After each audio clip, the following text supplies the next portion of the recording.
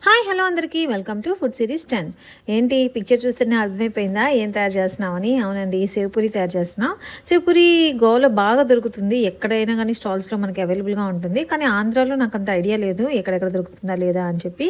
ఇది మాత్రం చాట్ చాలా బాగుంటుంది. ఈ చాట్ మా పిల్లలందరికీ ఫేవరెట్ అనమాట. సో ఇది నేను ఎలా ప్రిపేర్ చేస్తున్నానంటే, ఈ పానీపూరి బాల్స్ ఇప్పుడు పాపడ్లాగా దొరుకుతున్నాయి కదండి, ఆయిల్లో ఫ్రై చేసుకునేవి. సో అవి తెచ్చుకున్నాను నేను. సో వాటిని ఫ్రై చేసుకొని పెట్టుకున్నాను. మనము మైదా రవ్వతో చేసుకుంటే ఇంకా టేస్ట్ బాగుంటుంది, కానీ ఇది కొంచెం ఇన్స్టెంట్గా అయిపోతుందని నేను ఇప్పుడు ఇవి యూస్ చేస్తున్నాను అనమాట.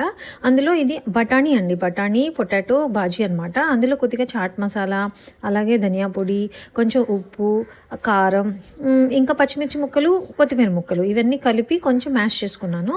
తర్వాత నేను వేసింది స్వీట్ చట్నీ అంటారండి దాన్ని. సో కట్టమీఠా చట్నీ అనమాట. టేస్ట్ చాలా బాగుంటుంది, చాట్స్కి అది కావాలి.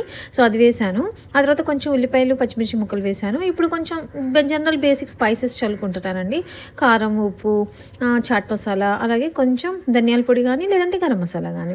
ఇప్పుడు సేవ్ పూరి అంటే సేవ్ ఉండాలి కదా మరి. సో ఇది సేవ్ అనమాట. సో ఇది ఇంపార్టెంట్ అండి. ఇది ఎంత ఎక్కువగా వేసుకుంటే టేస్ట్ అంత బాగుంటుంది. పైన కొంచెం మ్యాష్ చేసిన పూరీస్ కూడా యాడ్ చేస్తున్నాను అనమాట నేను. సో ఇప్పుడు ఇంకా మళ్ళీ కొద్దిగా స్వీట్ చట్నీ వేసుకుంటున్నాను.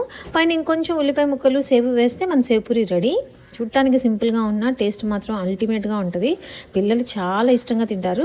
ఇప్పుడు ఈ పాప చూడండి, మా పాప కావాలని ఈరోజు చేయించుకుంది. ఎంజాయ్ చేస్తుంది అనమాట సేవ్ పూరీని.